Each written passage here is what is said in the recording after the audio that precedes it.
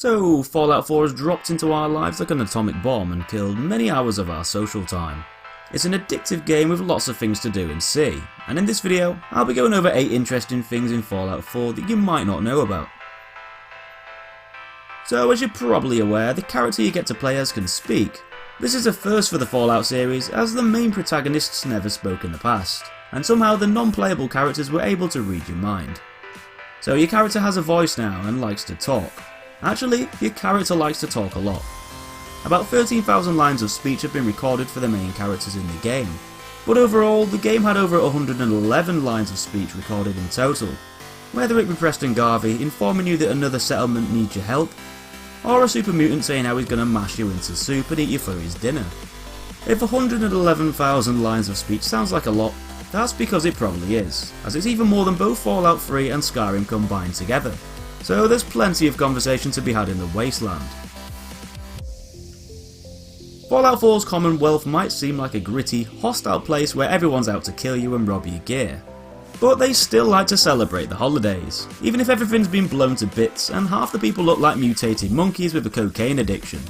If you head over to Diamond City on some of the in-game holidays like Halloween or Christmas, you'll notice that the town residents actually put up decorations around the town, celebrating the different events.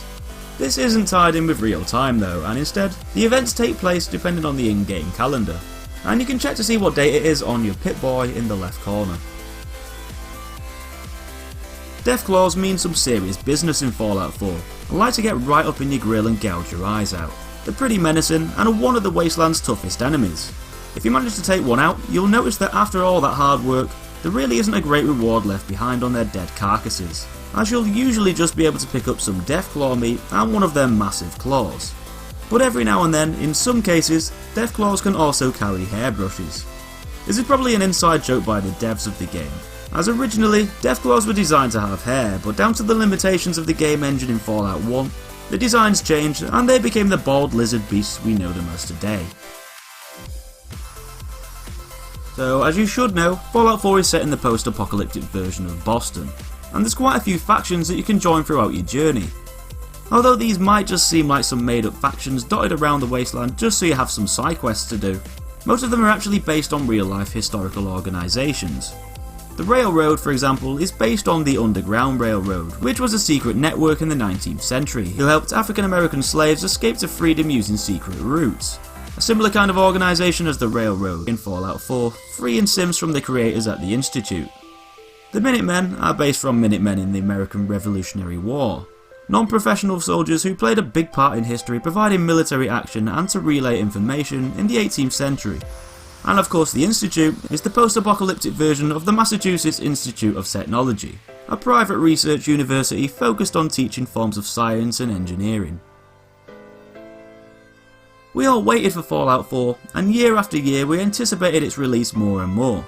Fallout 3 came out in 2009 and New Vegas in 2010, and then there was a dreary gap in the market for fresh Fallout action. But Bethesda didn't forget about the series in that long gap between then and now. Development for the new title began straight after Fallout 3's release in 2009, though it was a slow process to start off with down to the fact that Skyrim was in production at the same time. But once Skyrim was released in 2011, Fallout 4 was the main project again and became that secret game that was off our radar for all those years until its surprise announcement in 2015. So Fallout 4 was a game that was about 6 years in the making, hence why it's so bloody huge. Whether you're good with your geography or not, we all basically know how the world looks, or most of us do. Fallout 4 takes place in an alternate reality in the year 2287, so obviously things might look a little bit differently to how they look today, especially with everything being nuked and all. But according to the globes that you can find sat around in the environment, the landmass of the world looks a bit different to how it looks now. If you look at an antique globe in the game, you'll notice that the continent of Africa has been combined with Europe, the Middle East and Asia, and it seems that the Mediterranean Sea has sort of vanished. But this is probably just down to the texture mapping of the object, unless the Earth has actually gone through some sort of extreme continental drift in Fallout's timeline.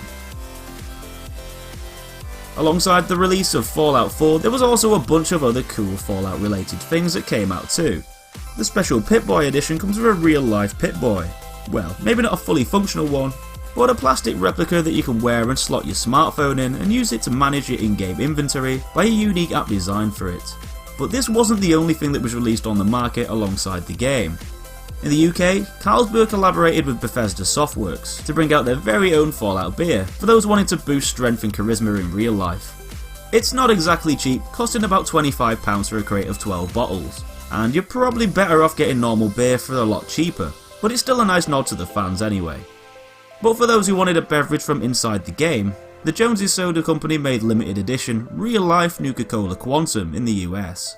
It was basically repackaged bottles of already existing berry lemonade, but it was a cool reference to the Fallout series once they were brought out on the day of Fallout 4's release.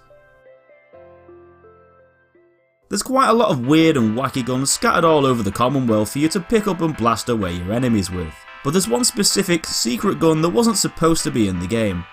A modder called Death Knight 72 found an underwater harpoon gun that functions a bit like the railway rifle. Not only is the weapon unique to look at, but it also has its own bubble animation when firing.